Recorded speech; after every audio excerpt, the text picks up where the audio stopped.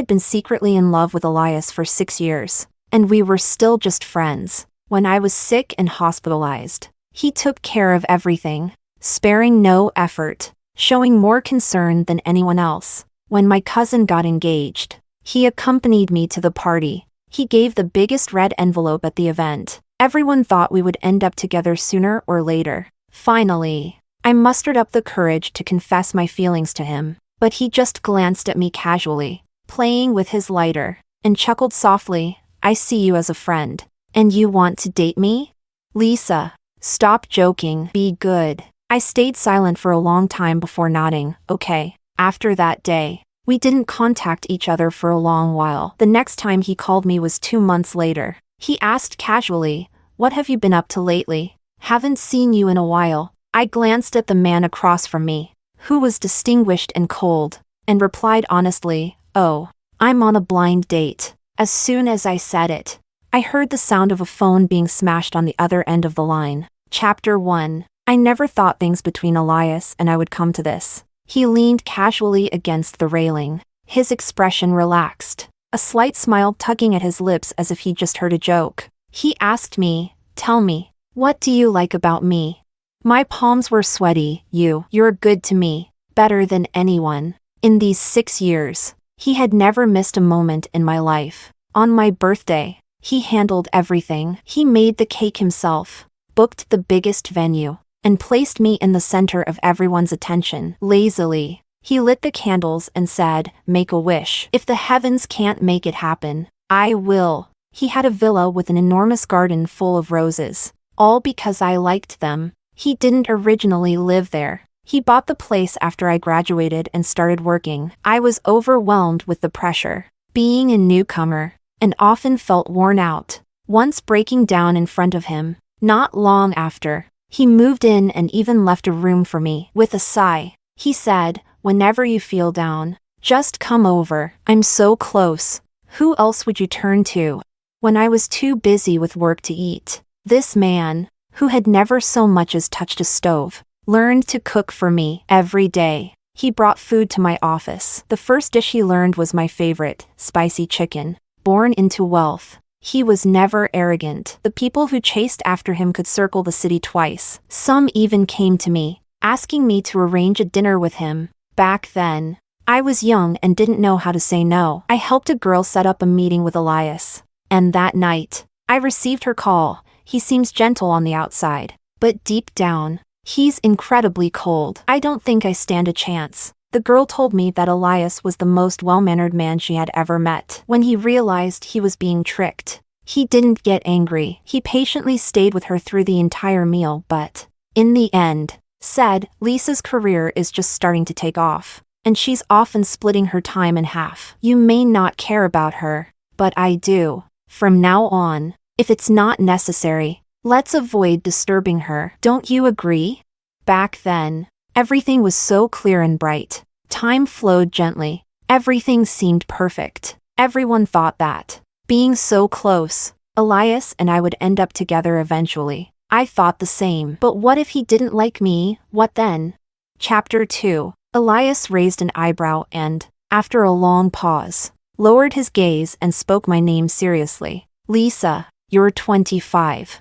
How many people have you really met? Someday, there will be someone who treats you even better than I do." I froze, already knowing what his answer would be. For a moment, I felt a lump in my throat. It seemed like I had ruined everything. I had seen him reject girls before. Beautiful women would cry in front of him, their dignity in tatters, confessing how much they liked him. He never wavered. He would even instinctively create distance, his coldness enough to make anyone tremble. I thought I was different. But now, it seems I wasn't. I was wrong. Noticing that I was on the verge of tears, he raised his hand, intending to wipe them away as he used to. But halfway through, he seemed to remember something and lowered his hand, picking up his lighter and flicking it twice in frustration. I wasn't ready to give up, but over the years, there's been no one else by your side but me. Can't we at least try?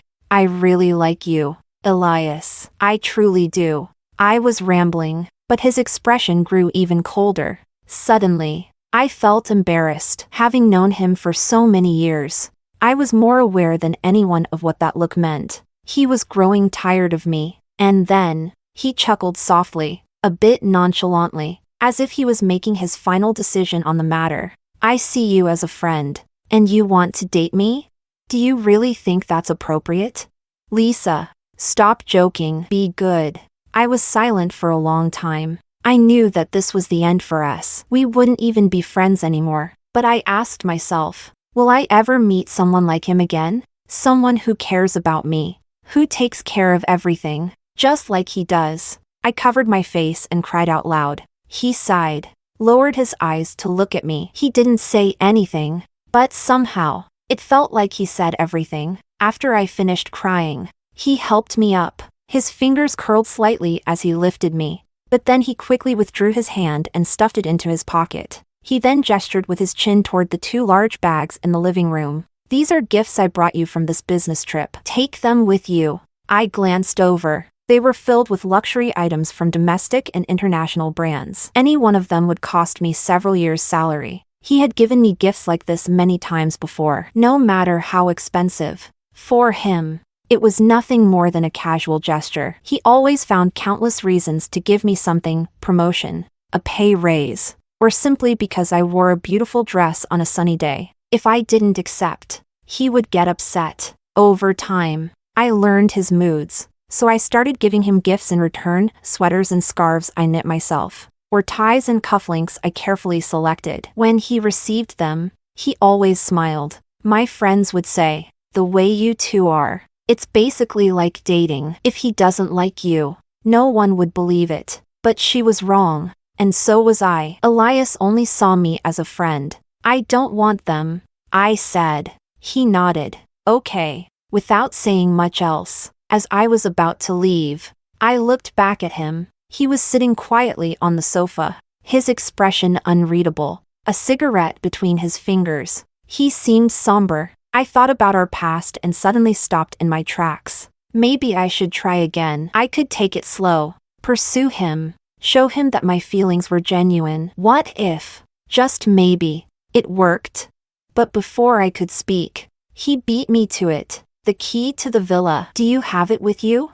Give it back to me. I had carried that key with me for many years. I never used it. I never lived there. But I always feared he might forget his key or something might happen to him at home. Wherever I went, I kept it with me. And today, it finally had a purpose. I don't even know how I fished that key out of my bag and placed it in front of him. All I knew was that I must have lost my composure in front of him. Because when he took the key, he looked at me, stunned for a moment, then spoke almost indifferently, with a hint of disappointment in his voice. Lisa, I always thought you were different from other girls. I stood there, feeling embarrassed and speechless, unable to defend myself. I confidently told him I liked him, but I forgot that, until that moment, we had only ever been friends. And he came from a prestigious family, surrounded by countless girls who approached him under that very same guise. Over time, he had grown tired of it. He once publicly said that he would never date a friend.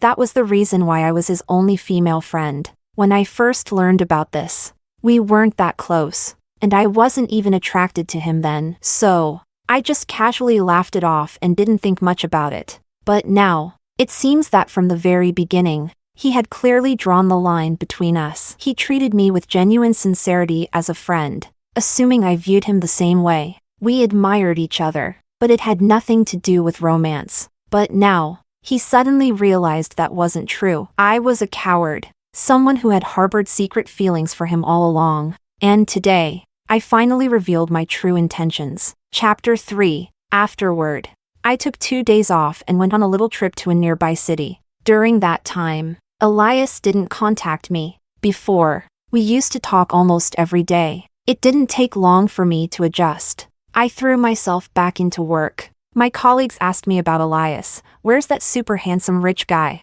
How come he hasn't brought you lunch lately? He had been so flashy before. Everyone knew how good he was to me, even to the point of spoiling me. I said, he's busy. He won't be coming around anymore. But just as I finished saying that, One of my coworkers came back upstairs after picking up their takeout and sat next to me. Teasing, "Didn't you say he wasn't coming anymore? I just saw him downstairs. He must be here to see you, right?" For some reason, a small sense of hope welled up inside me. I pulled out my phone, but there was no message from him. My coworker dragged me to the window, pointing to the figure below. "Look, I'm not wrong.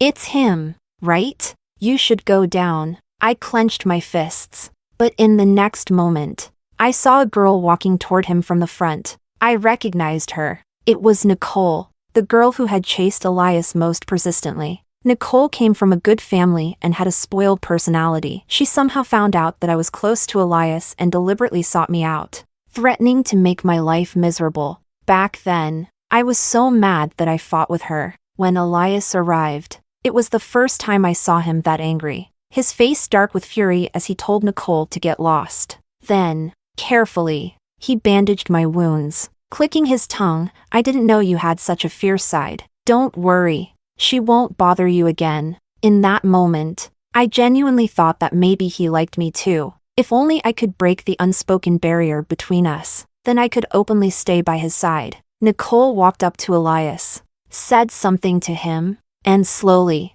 his expression softened, and he smiled. At that moment, I regretted having such good eyesight. Not long after, Elias went to open the car door. I don't know if it was just my imagination, but it seemed like he glanced in my direction for a split second. But just as quickly, he looked away. Nicole got into the car. The car drove off. My coworker laughed awkwardly. "Maybe I was mistaken," I said. "No, you weren't. That was him. It's just that he wasn't here for me." Chapter 4. It wasn't long before everyone at the company knew that Elias and I were over. Someone quietly asked me, "Did he dump you?"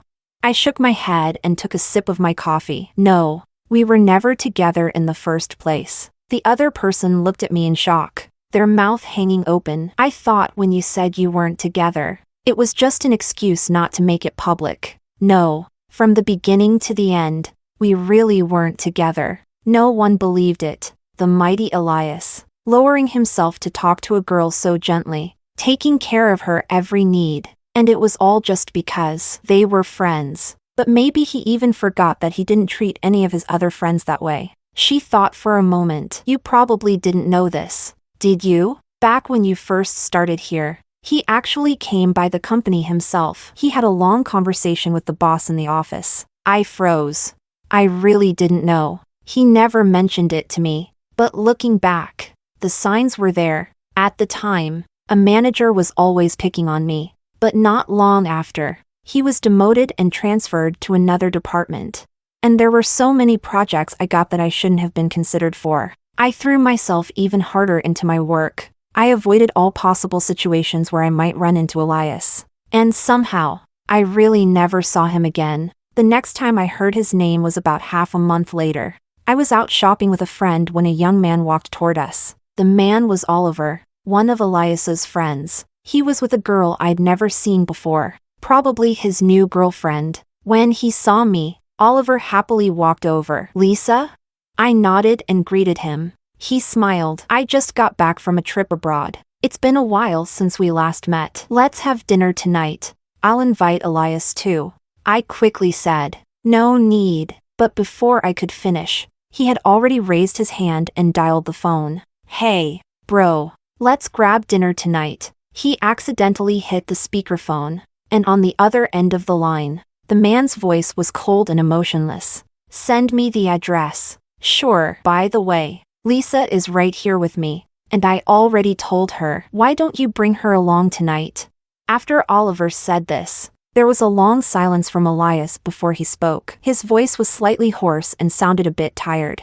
"I have a meeting tonight. You guys go ahead without me." Without waiting for Oliver to respond, he hung up. Chapter 5. Oliver held his phone, momentarily unsure of what to say. After a while, he turned to me with an awkward smile. "Since he's busy, how about we reschedule the dinner for another time?" He wasn't oblivious. Anyone could tell that Elias didn't want to come because of me. The meeting was just an excuse. I nodded in agreement. though I knew deep down that there wouldn't be another dinner. After Oliver left, my friend sighed. She knew all about my feelings for Elias, and she was the one who had encouraged me to confess to him that day. Is he avoiding you now? Just because you like him? I nodded again. Yes. She sighed in disbelief. He won't even give you a chance? That's cold. If he doesn't like you, why be so nice to you in the first place? That's just messed up. I remained silent. That night, as I lay in bed, I thought about everything for a long time. I remembered how I first met Elias. It was a distant memory, not a particularly pleasant one. Elias had always been admired and popular. He was the golden boy, admired by everyone the moment he arrived at school. That year, I was still quite ordinary, blending into the crowd and hardly noticeable. The one who was actually with him, the one who had his attention, was my roommate, Elena. Unlike me, she was bold and unreserved in her affections. From the beginning, her intentions were clear. She straightforwardly told Elias that she liked him. Either they'd be together, or they wouldn't acknowledge each other in the future. None of that "you're great, but let's just stay friends" nonsense. She didn't want to hear it, and she wouldn't accept it. Looking back, maybe those words impressed Elias. I had even recommended the restaurant where she confessed to him. After they started dating, Elias treated us to dinner. That was the first time I saw him. At that time, he was already someone else's boyfriend. I watched quietly, feeling indifferent. Later, they broke up, and Elena left for abroad in a fit of anger. Elias waited for her under our dorm for a long time, but he never saw her. Instead, he found me. After I finished speaking, he immediately started driving, heading straight for the airport. I saw that something was off about him, and I was worried. So, I called a taxi and followed him. He was driving way too fast. By the time I arrived, he had already gotten into a car accident and was unconscious. Later, I rode in the ambulance with him all the way to the hospital, waiting for him to come out of surgery. I called Elena, but her phone was off the whole time. It wasn't until later that I realized she had probably switched her SIM card.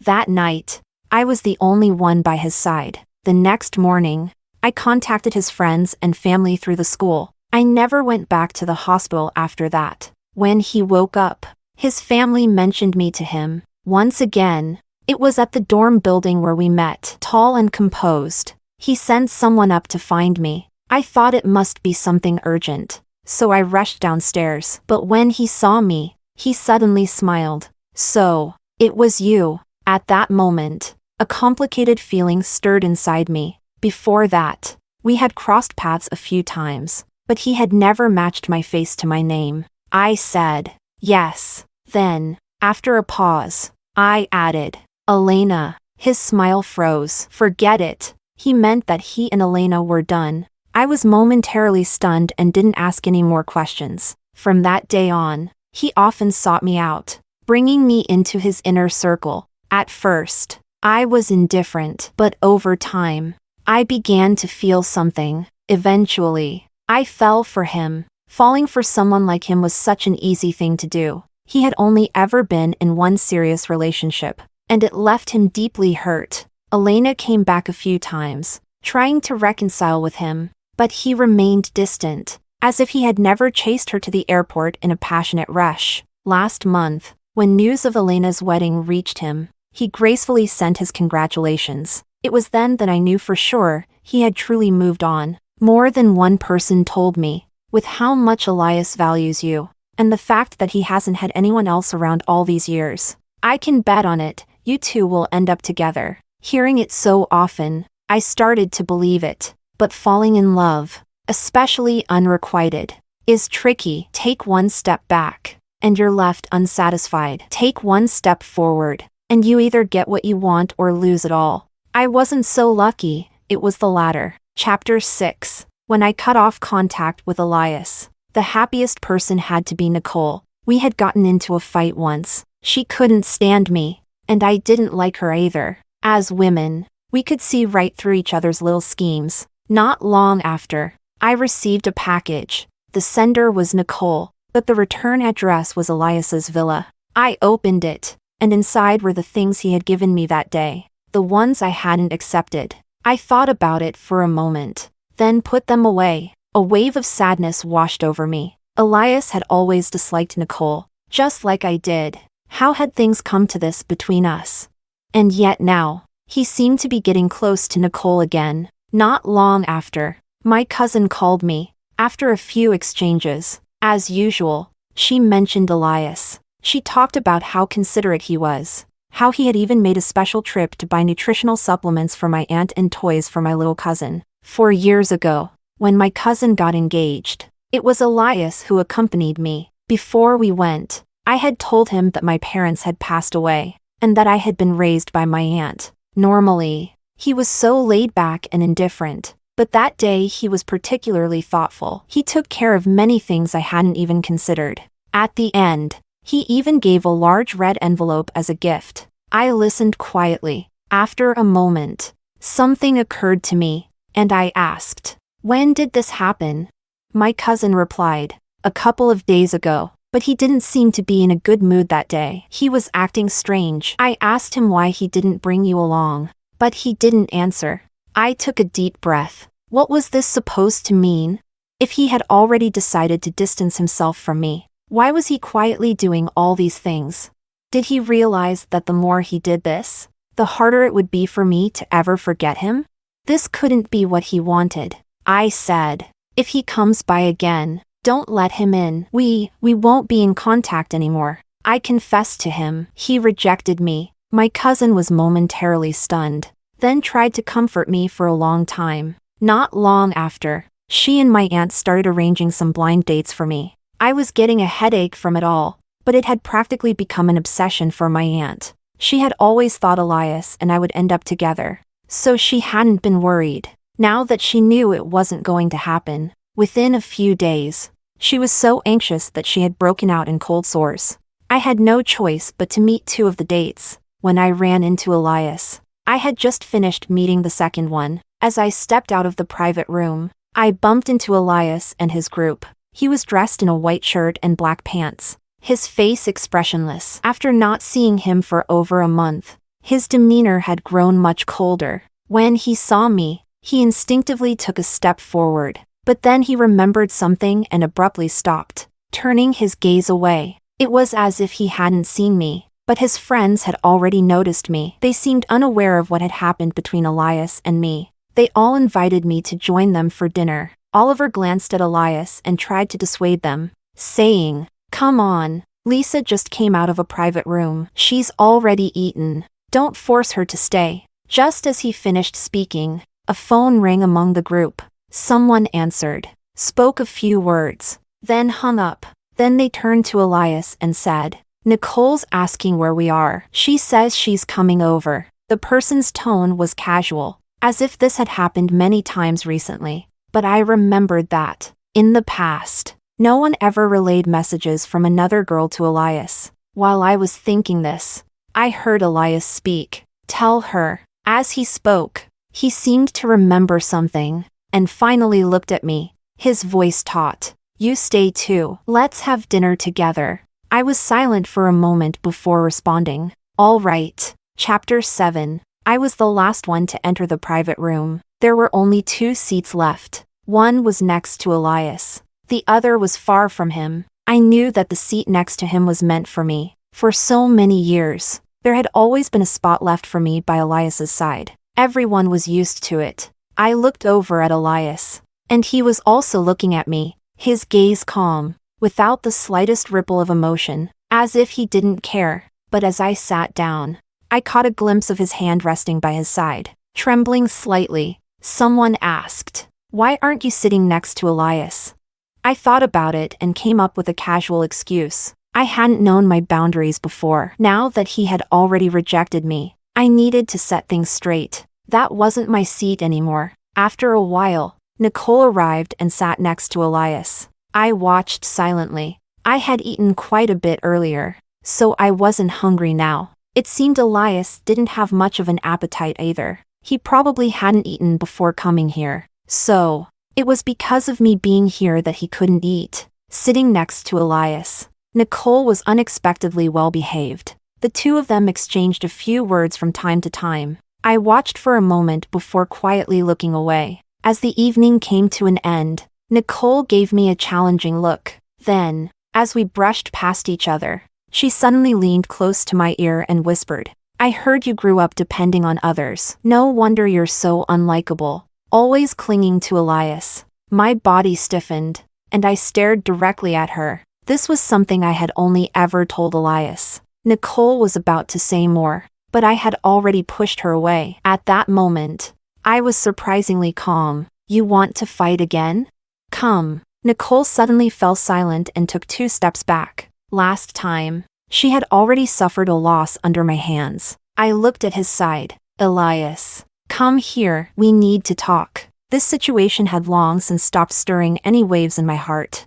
It no longer hurts me, but in that fleeting moment, I suddenly understood something. He froze, turned around, still unsure of what was happening. Nicole tried to follow him. I looked at her. I asked him to come. "You better stay far away." Elias had no intention of defending her. Oliver understood the situation and came over, pulling Nicole to his car. Once everyone was gone, I looked at Elias. After a few moments of silence, he pressed his lips together and spoke first. "What do you want to say?" I met his gaze head-on. "Do you like Nicole? Is that why you tolerate her being around?" Elias lowered his eyes and suddenly let out a mocking laugh. "Does it matter?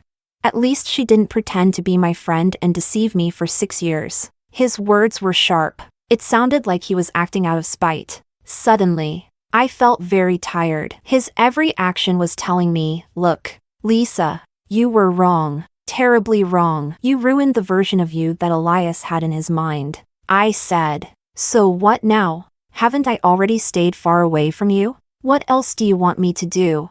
He remained silent for a moment, then pursed his lips in frustration. "You liking me, that's wrong. Weren't things good between us before?" "Yeah. I want things to go back to how they were." He paused, then added, "That shouldn't be hard for you, right?" Suddenly, I felt exhausted. Loving someone might be something that happens in a moment, but giving up on someone? That's not so simple. These past days, I had tried so hard to control myself, to not seek him out, to stay calm and composed. I thought, with enough time, anything is possible. But now, standing before me, he was telling me in a forceful way. He wanted to sever the ties cleanly. He wasn't comfortable with me being absent from his life, but he couldn't give me the love I desired. So, his request for me was to give up on him. Only then could he continue being my friend without guilt. Is this fair to me? I looked at him, and the last bit of reluctance I had vanished completely. "All right, listen to me. No matter what your intentions with Nicole are, whether you're genuinely interested in her or she just happened to show up at this moment and you're using her to make me give up, that's your business. And I won't ask about it anymore. As you wished. I won't like you anymore. For the same reason as before, you once genuinely treated me well and considered me a friend. So, I'll agree to what you want. We'll go back to how things were. We'll be real, clear-cut, and properly defined friends." A cool breeze swept by, rustling my dress. His expression softened, as if he had finally resolved a major issue. His whole demeanor became more relaxed. He curled his lips slightly, seemingly on the verge of a smile. But, for some reason, there was an almost imperceptible hint of confusion. There was something he failed to grasp at that moment. And later, no matter how hard he tried to recall that moment, he couldn't get it back. Chapter 8. After that day, Nicole never appeared in front of me again. Elias and I reached a strange kind of balance. He didn't reach out to me directly, but his friends started inviting me out one by one. Dinners, hiking, skiing. They used every possible excuse. I turned them all down. I said I was busy. I truly was busy, as I wasn't even in the city. I had been away on a work trip. When I returned, it was already 4 p.m. Exhausted, I took a shower and went straight to sleep. When I woke up, I received a call from my cousin. She told me she had set me up on a date. Same old spot. The guy was already on his way. I didn't have time to decline, so I quickly got ready and rushed over. When I arrived, I realized my cousin had really put in some effort this time. He was quite handsome. His demeanor even reminded me a little of Elias. We chatted for a while. Then he stepped out to take a phone call. As I sat there, daydreaming, I suddenly remembered something. I hurriedly grabbed my phone. Today was Elias's birthday. I had forgotten. There had been too many things going on lately, and I hadn't gotten him a gift. I opened WeChat. In the past half hour, he had sent me a few messages. It was the first time in more than 2 months that he had messaged me. Did you forget something? Didn't we already make up? Why aren't you answering the phone? I hesitated for a moment, about to call him back, but Elias had already dialed my number. His tone was low but indifferent, as if he didn't care. What have you been busy with lately? What he meant was, why had I been too busy to meet up every time his friends invited me out? Even on such an important day, I hadn't answered his calls. After a brief pause, he spoke again. It's been a while since we last saw each other. For some reason, I could sense a hint of grievance in his tone. I was just about to respond when my date walked back in. His voice cold and distant. Sorry, I had to take care of something. Under the soft lights, I noticed that his features slightly resembled someone else's. In the past, anything that reminded me of Elias would make me lose focus. But now, even if this person bore some resemblance to him, I just remained composed and shook my head. It's fine. After that, I instinctively replied to Elias, "Oh, I'm on a date." I paused, intending to ask him where he was celebrating his birthday. Suddenly, the sound of his breathing on the other end grew heavier. Before I could speak, I heard static and the noise of something being smashed against the wall. I gripped my phone tightly. I was frozen for a long time. The man in front of me asked, "Is something wrong? If you have something urgent, you can leave." I flexed my fingers. I still couldn't fully process what had just happened. Had I said something wrong? Elias rarely lost his temper. Why would he smash his phone just now? Or maybe I misheard, and it just slipped out of his hand. I nodded, apologized to my date, and stepped out of the restaurant. But before I had gone far, I received a call. It was from my company. There was an urgent issue, and they needed me to go in immediately. Standing at the crossroads, I considered sending Elias a message to explain. I typed a couple of words but, recalling something, I deleted them. I told myself, forget it, there's no need to explain. The more I explain, the more he might think I still have feelings for him. In the end, I called Oliver instead. I'm not going to make it. Please wish Elias a happy birthday for me. Oliver hesitated for a moment, as if he wanted to say something, but in the end, he didn't. He just nodded. Okay. In my daze, I heard a familiar voice from the other side, cold, with a hint of self-mockery. Don't bother her. If it had been before, knowing I almost missed Elias's birthday, I would have rushed over without a second thought. But perhaps Elias didn't need me to do that for him anymore. What he needed was just a friend. Much later, I found out. That day, Elias had been looking forward to it since early morning. Everyone believed that, of all days, I would never miss his birthday. He personally checked every detail of the banquet over and over again. The flowers he had arranged were my favorite roses, and the perfume was the one I loved most. He had thought of many things he wanted to say to me. After all, it had been a long time since we had a proper conversation together. But from morning until late, even after the scheduled start of the banquet had passed, his phone still hadn't rung. Someone, noticing his lost expression, joked with him, "Elias, are you in love with Lisa? We've all noticed it for a while now. The way you treat her is different." Elias, almost sluggishly, repeated, "I treat her differently? I love her?" The person nodded. Of course. It's obvious. Elias sat there for a long time, and then suddenly opened the chat box that he, in fact, checked every day. He hesitated for a long time before typing. He wanted to say something. At that moment, he must have wanted to say something, but what he wrote ended up being the most ordinary message. And then, he received that call, the one that caught him off guard. For the first time, he felt so confused and angry. but he didn't even know who he was angry at. In the next instant, he smashed his phone. It seemed he had forgotten. He had rejected me, and eventually, I would end up with someone else. No one waits forever. Chapter 9. The next day, I was the one who reached out to Elias. He picked up quickly, but he didn't speak first. I didn't bring up what happened the day before and simply said, "I've already sent your gift. It should arrive soon." He paused for a moment, his voice a little hoarse. "Why? You finally called, and you don't even want to say happy birthday to me?" I said, "Happy birthday." He chuckled but didn't hang up, as if trying to keep the conversation going. He asked, "Did you make it yourself?" I froze. I hadn't expected him to ask that. "Does it matter if I made it myself?" "No," I replied. Looking back, the gifts I used to give him were a bit too personal for just friends. This time, what I sent was very proper and formal. He fell silent again, and after a long pause, I heard the sound of a lighter on his end, with a cigarette between his lips. His voice was muffled, and he seemed a bit nervous. "How did your date go last night? Was it successful?"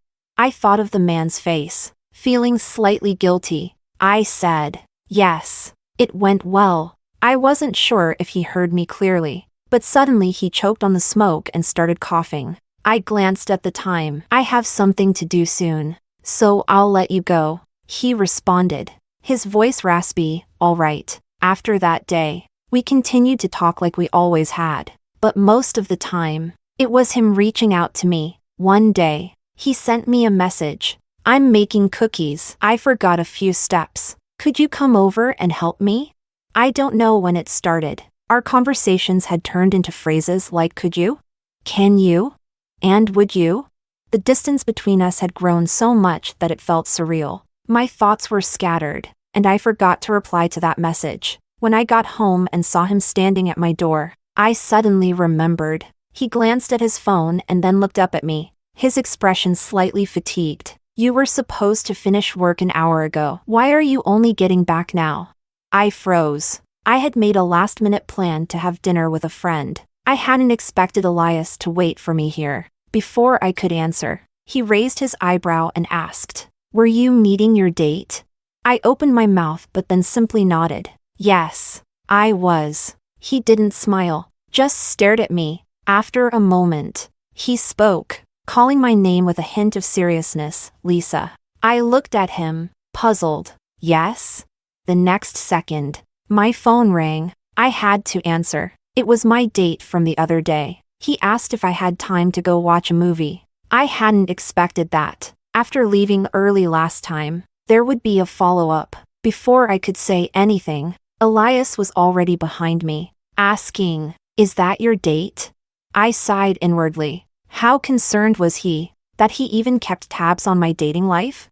I thought for a moment and answered the person on the phone first. "Sure," after confirming the details and setting a date for next week. I hung up. Elias's gaze darkened, and after a while, he gave a faint smile. "Good. You've been hard to pin down lately," I replied. "Yeah, I've been pretty busy." He scoffed lightly and didn't say anything more. He followed me inside. He rarely came to my place. My apartment was small, and with his height, the space made him seem awkwardly out of place. I had never seen him like this before. It made me want to laugh. He looked at me, suddenly seeming more interested in the moment. His entire demeanor shifted, becoming more at ease. He wasn't as silent as before. He tied on an apron and efficiently began creaming the butter. I watched him from the side, with nothing else to do. Feeling awkward, I casually mentioned some things that had happened to me recently. He responded to every single thing I said.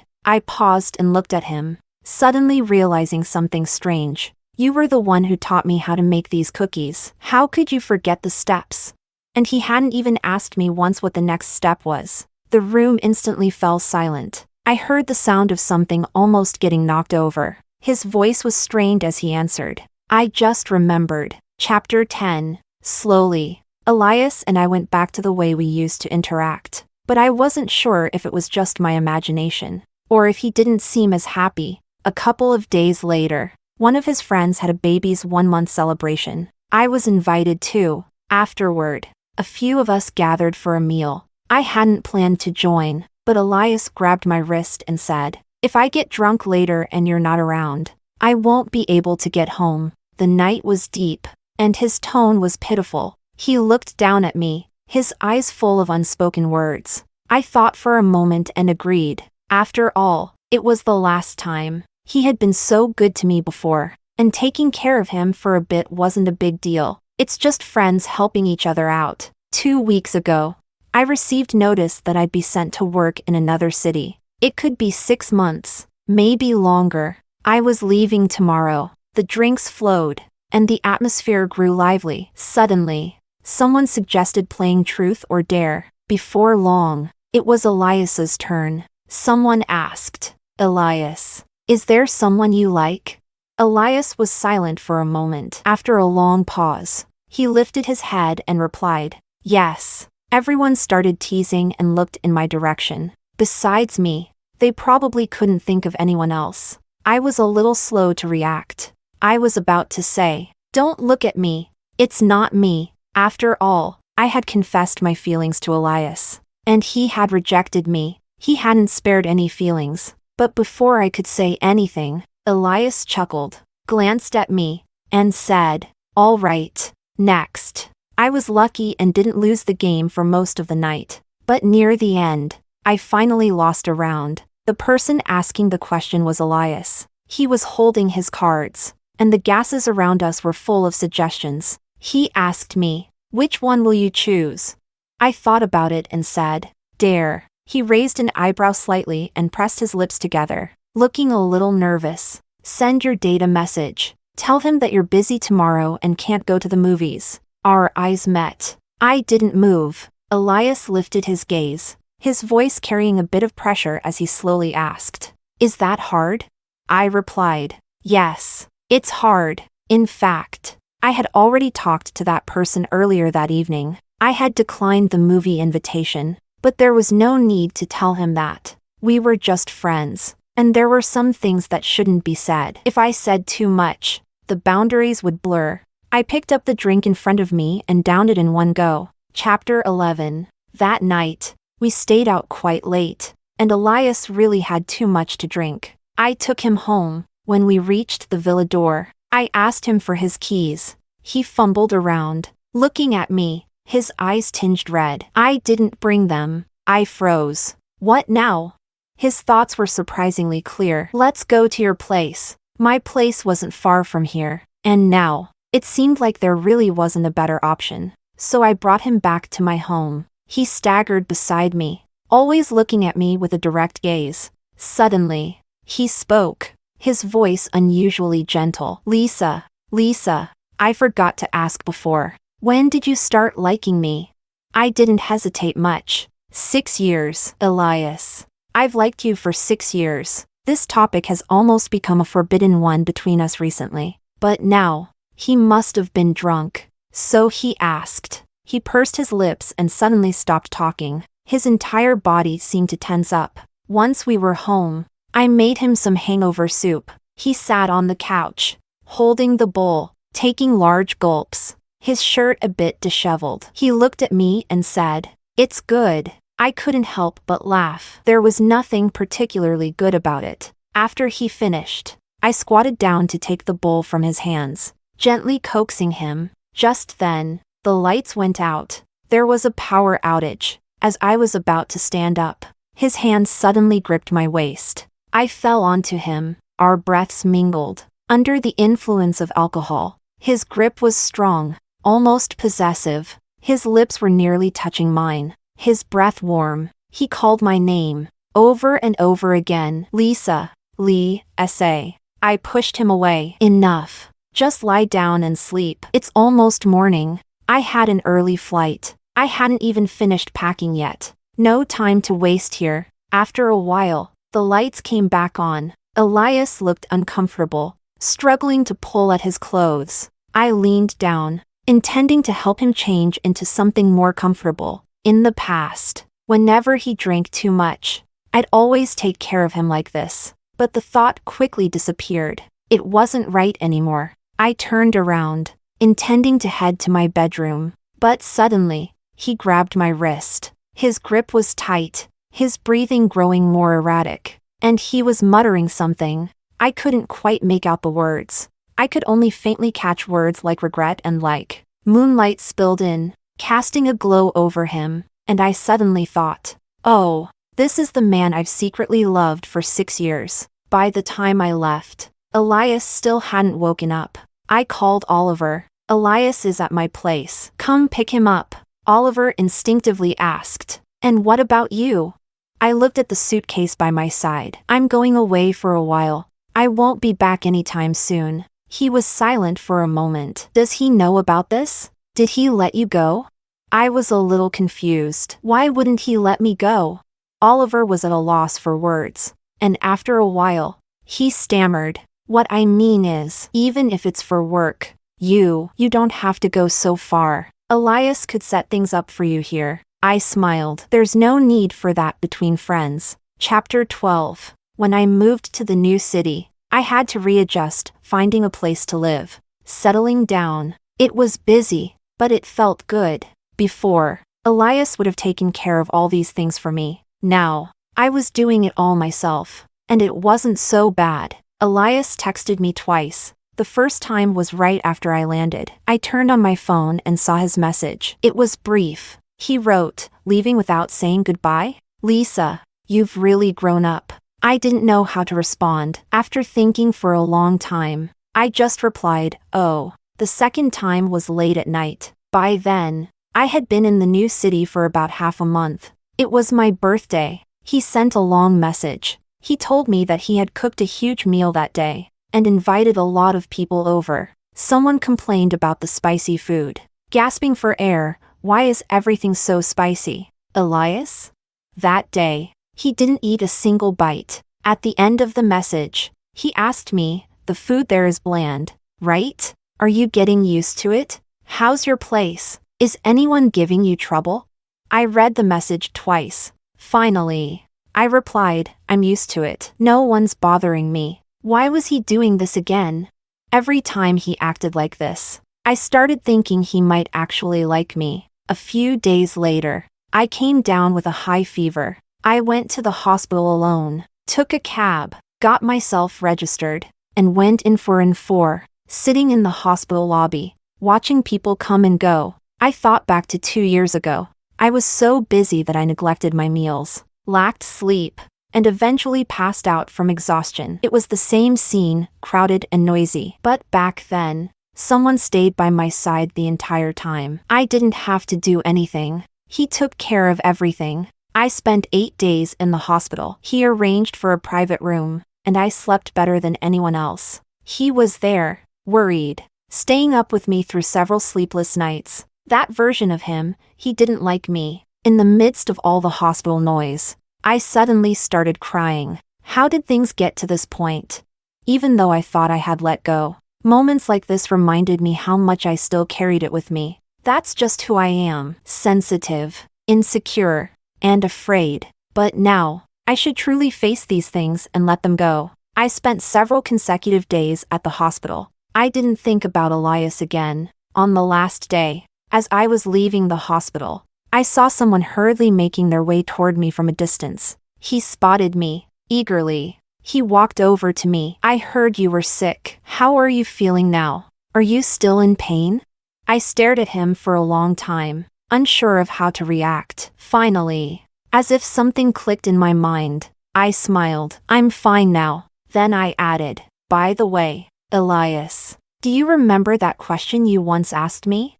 His brows furrowed, and he looked slightly tense. What? You say it first. I have something I need to tell you too. I nodded. All right.